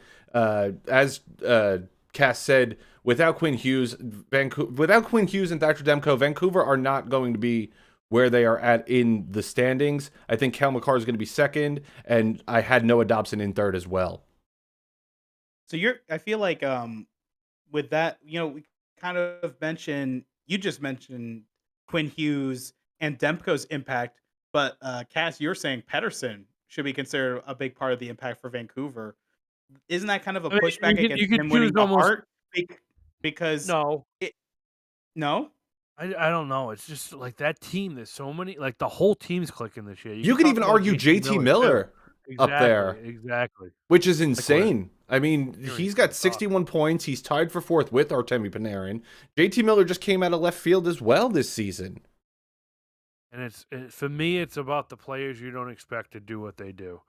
Like Gooch and Mac are expected to be great, whereas Pedersen, yeah, he's a top tier player, but he's on that upper echelon this year. Just like Quinn Hughes, must be a top tier defenseman, but he's just bringing the game to a next level this year.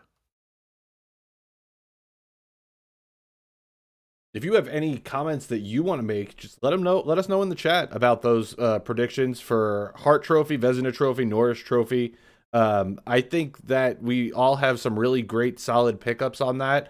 Amanda, do you have any opinions on who you want to see for those trophies? Pretty much follow what you guys have.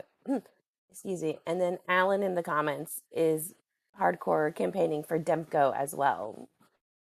Jesse and Cass got him. I'm the one who just went all out. We got him. We got him. I'm surprised Alan's not harping on Decord. He would have been last Decord. week.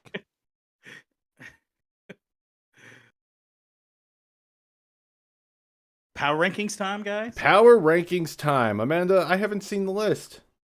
Have you sent it anywhere? It's a secret. No, it's a secret. She's got to keep. It's a secret. We get to find out it here live tonight. Exactly. Alan, you guys have to find out. Really quick, Alan is giving all Vancouver Canucks Demko for the Vezina, Hughes for the Norris, and Pedersen for the Hart, which is bizarre, right, Alan? Wouldn't you say? And like Rick Tocchet for the Jack Adams. And then Rutherford for GM of the year, right? There you go. There you go. Just give it all to Vancouver.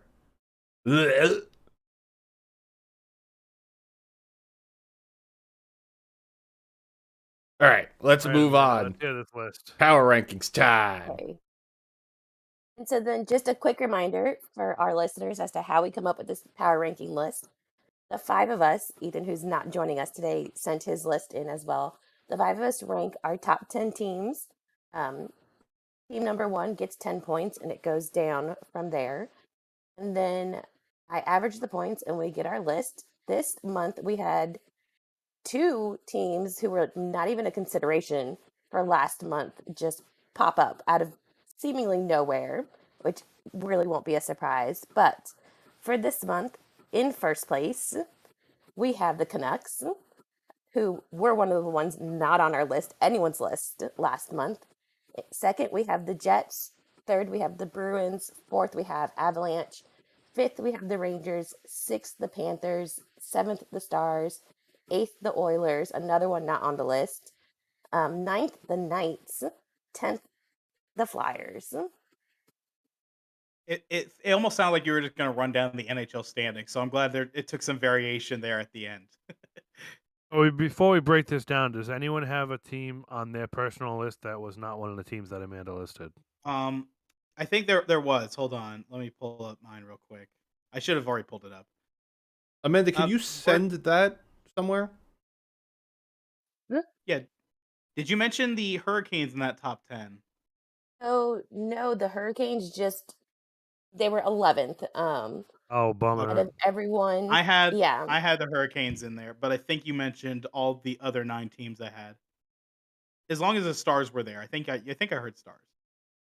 Yes, I there just were want to 7. know if Ethan had like San Jose Sharks at number 2 this original 6 San Jose Sharks. The Nashville Predators at number 1, right, Ethan? His one shocker from his list was that he had the Knights ranked 4th. He's making up for last time he did it. I think he has no like choice. The Knights at 8 or something. That's where I had Vegas. I had them at 8. And I put Edmonton in there. I put Philly in there again in my top 10. Winnipeg moved up significantly from my last prediction, but well deserved. Just break it down 1 through 10. Tell us what you got.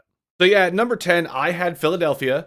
They've made a pretty big impact over the last month, and I think that it's well deserved this time. I know a lot of people, Brett, had some arguments last month. Number 9, Edmonton. Unfortunately, as much as I hate to see it, they are climbing in the standings. They had that really impressive win streak. Are they still on that? Still going. They're It's still still going going. with that. Yeah, so well deserved there. At number 8, Vegas Golden Knights. They fell a little bit in my power rankings, but they also fell in the standings. They're dealing with some injuries though, so I think that is expected from them. At number 7, the unfortunate fall from grace for the New York Rangers. I had them at 2nd last month. Number 6, I've got Florida Panthers. Number 5, I've got Dallas Stars. 4, Colorado Avalanche. 3, the Vancouver Canucks. 2, the Boston Bruins. And at number 1, the Winnipeg Jets, who are well deserved for that number 1 spot. I'm surprised you have Vancouver at 3. I feel like they're guaranteed locked 2. I had them at number 1. I'm kind of surprised you put them out the 2. I had a really big conundrum with myself on where I needed to put Vancouver and Boston, and so I eventually just locked it in, sent it to Amanda, and I was like, I can't do this anymore because I'll be here forever if I don't send this list to you.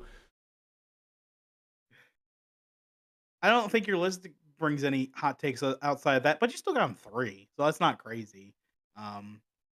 Your list is somewhat similar to mine, but I've got a couple. There's a couple differences, and I'll go down mine, and it'll say the big shocker for mine is how high I have Edmonton. Okay, so at 10 I also have the Philadelphia Flyers, and 9 I put the Carolina Hurricanes. They've been doing well despite their goaltending issues, like I mentioned already on this episode.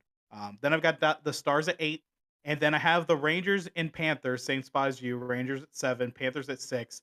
I would have liked to put Florida higher, but they're on a 4-game losing streak, not looking good. But we also are missing Barkov right now, so that's been playing an impact in that. Anyways, then I've got Colorado at 5, Boston at 4, and then I put Edmonton all the way at 3. Wow. Edmonton all the way at 3. Then I've got Winnipeg and Vancouver at 2 and 1. So I've got a top 3 Canadian for power rankings. Edmonton, Winnipeg, Vancouver. But Edmonton, Gross. I think Edmonton's going to continue this. They've been clearly the best team in 2024. That's the year we're in, right? I think so. Yes. They've been the best team in 2024. They're on, I think it's 12 games now of winning. And even though eventually the streak will end, I think, I don't think they're going to win out the rest of the year. But I think this is the Oilers team for the rest of the year.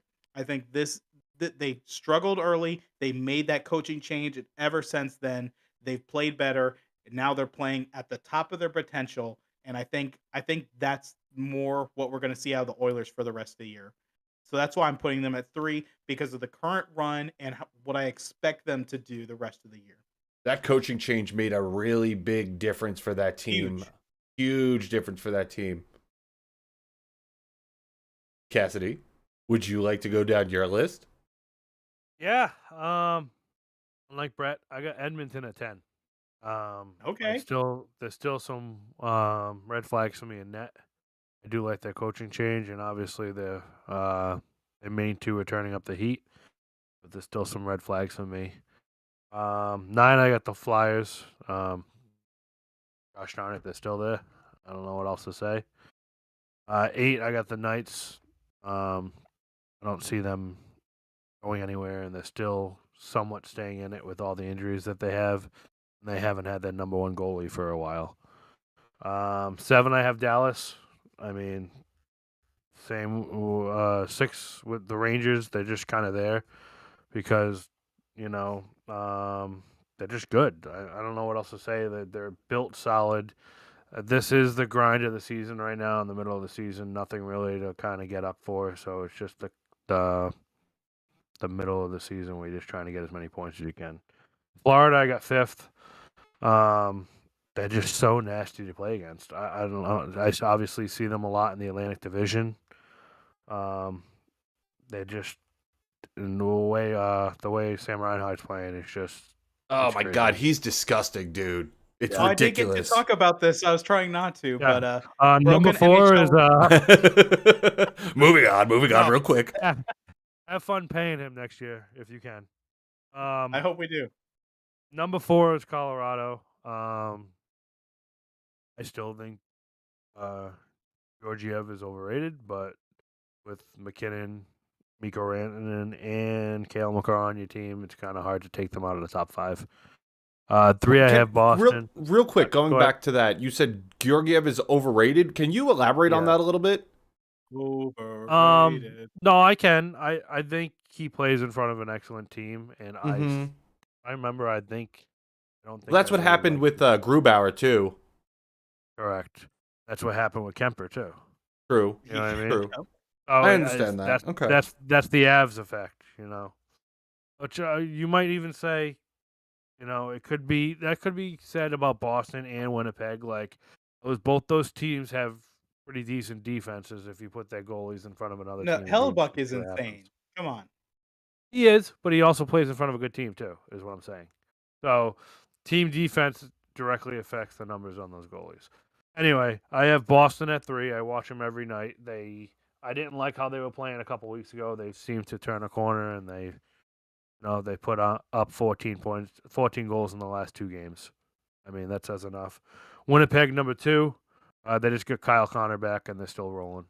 And Vancouver I wouldn't even had them in the top 15 at the beginning of the season this year, and they're nuts right now. No one I have a expected feeling they're Vancouver. No, I No would one not be expected that. shocked if they win 4 of the main awards this year, coming at the end of the season.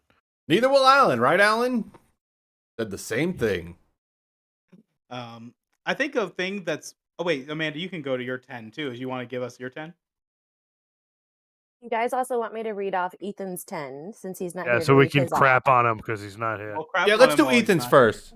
Yeah, let's do Ethan's first. Hopefully you're watching Ethan so we can crap on you. So Ethan in 10th had the Oilers. Garbage. 9th had the Hurricanes. Garbage. 8th had the Stars. 7th had the Flyers. 6th had the 7? Avalanche. 5th had the Rangers. 4th had the Knights. 3rd had Bruins. 2nd Jets. 1st Canucks. No Panthers. Hold on. I was gonna say he didn't have the No Panthers on Panthers. his list. What? Nope. Wow. He kept the Knights in Crazy. exchange for the Panthers. Ethan, you I put him suck. Stars on my list. I think the Knights on his list are a little too high. Again, I mean, they're going through some really bad injury bug, but I mean, they haven't really been winning games. They did beat the Rangers decisively a couple days ago, and As long as we had our buddy Whatever. on the list, all 4 of them, Gritty for the win. Gritty the Fool. Gritty the Fool. Aside from that, though, I think that's probably the only hot You take just that he need had. to How switch could you- out Vegas and Florida. Yeah, I think it's criminal that you don't have Florida on that list. Ethan, are you listening? I'm going to text you right now. How do you not have Florida on your top 10? Texting you right now. Amanda, you want to do yours? Yeah, let's hear your list, Amanda. So mine, I had the Hurricanes 10th. As much as I love my home team, Bias. like they're getting there slowly. This is the first time that they've made it on my list. 9th, the Oilers. 8th, the Flyers. Even though they're direct competition to the Canes, I really want to see them do well. Half of that is just my love for Torts as a coach. I do love Tortorella. Sexy John. Perfect. 7th, I had the Stars. 6th, the Panthers. 5th, the Rangers. 4th, Avalanche. 3rd, Bruins. 2nd, Jets. And 1st, Canucks. So no big real shakeups for my list as well. That's a pretty solid list, I would say. I mean, nothing really too crazy on there that I would indicate being a hot take or anything like that. I just still can't believe that Ethan didn't have the Panthers on his... He does it for the clicks. He does. He's clickbaiting. That's why. That's what it is. Yeah, he wants the conversation. He did it last month as well when he had Arizona on his list and no one else did. He had Vegas down at like 8th, right? And they were 9th. like, all the rest of us had like 2nd. What Yeah, are you ninth doing? last month, while everyone else had them like first or second. The air must be really thin in Texas. I'll tell you that much. Hey, can you guys still hear me? Yes. You can hear you. You can't see you. All right, that's okay. Don't know what happened there, but okay. This year has been absolutely wild for the NHL so far. We're only 20 days in, and there's been so much of dramatic shakeup, in my opinion, with like the Rangers on their streak, the Golden Knights on their streak. Vancouver's still killing it.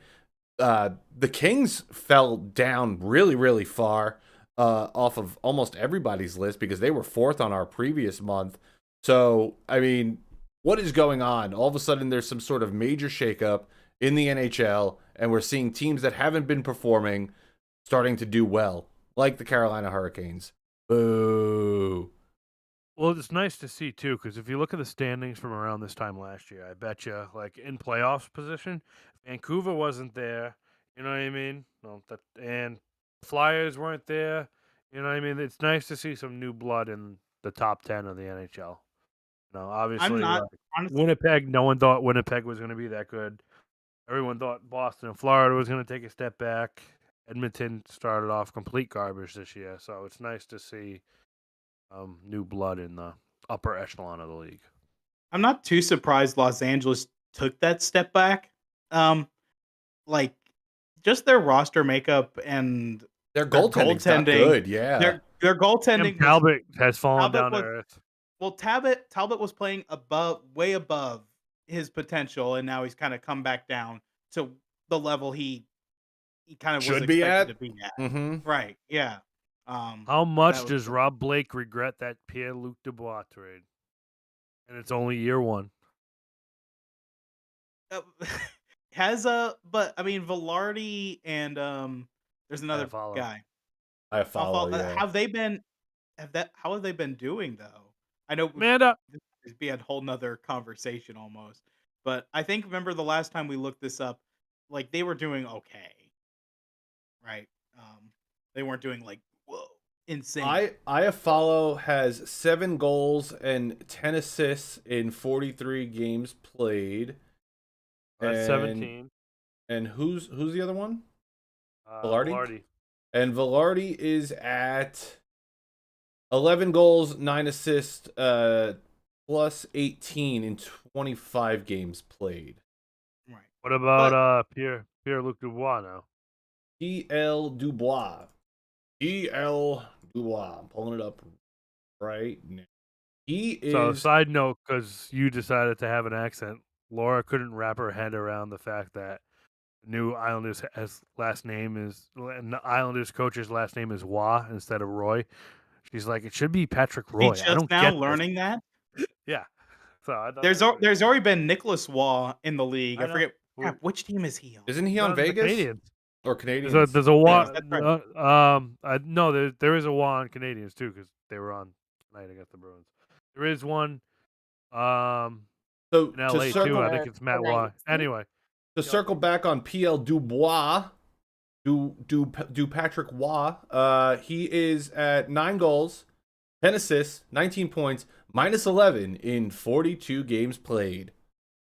so At least he's Velarde enjoying the played- beach. Velarde played 25 games and he's got more points than PLD. Is what you're telling me. Excellent. I love it. At least he's enjoying the beach. Yep, Mm. and that paycheck. clearly getting him off Winnipeg's roster has been a big help for them, and Yeah. that's because even though Velarde and Wheeler, Iafallo too. haven't been producing insane, I know Velarde's numbers are decent, but still it feels like the impact of just him not being there is kind of made the major impact, which is not a good thing for him and for any team that will have him in the future, which looks like it'll just be Los Angeles, and they're gonna just have to eat that contract. No one's taking him on. I understand PLD can be a really good player. I was just shocked they gave up 2 roster players for him. I'm worried it set back LA's. He was a third rebuild overall a little pick, bit. so I know. Line was a 2nd overall pick, and you don't look at him anything special right now either. So That's because he both just those keeps getting players' hurt. careers. yeah. Ridiculous. Redonkulous. Well, that does it for us this week on Top Shelf Dusters. Thank you so much for listening and watching if you were watching on YouTube. If there's anything that you want us to discuss, you can email us at topshelfdusters@gmail.com. Again, that email is topshelfdusters@gmail.com. My name is Jesse. This is Brett. And hey, one more plug. Don't Go forget, for it. follow us on X / formerly known as Twitter. Always we known as we Twitter. haven't advertised that too much. Yeah, We have not. So on Twitter, we are at Top Shelf Dusters. X, Twitter, that easy. whatever, at Top Shelf Dusters. Go ahead, Follow Brett. us there. Yeah, but anyways, this was Brett. This is still Cass. This is Amanda. Tyson's going to be really mad you stole his line. Thank you so much for listening. We will catch you next week. That's why Peace. I did it. Tyson's going to be pissed. Good. All right, so we're not live anymore. I enjoyed the live stream. I knew I would. I would. I want to throw it out there real quick that I fucked up in the beginning, and for like the first 5 minutes, it was being recorded and not going live. That's on me. So I pressed the wrong button. I was kind of like refreshing the YouTube thing, and I'm like, well, I don't want to bring it up. But That's what I was doing too. That's why Sorry, I that's messaged me. Nick. I messaged Nick in the Discord. I was like, "Hey, can you do me a quick favor? See if it's just me." Nope, it was absolutely me. So it's like the first 5 minutes, I didn't realize it. But that's why we. Go ahead. That's one thing that'll be solved by doing that. We're about to be live, just kind of having that still image thing. I have that too, and I'm also going to I have this thing, this controller. Here, I'll show it to you. The video switcher, right? It's like a controller thing. You've showed me that before. Yep. I just have to remember to put the right button on it, because I put the wrong button on it. Yeah, I lost the internet glitched there for a second, but fortunately it was only for a second, so the camera went in, and I just did that thing. I just refreshed it, and that brought it back in. Yeah, it came back. I saw it go black, and then it came back. Yeah. There was like this moment for me where you kept like glitching and we're saying the same thing over and over again, and I'm like, all right,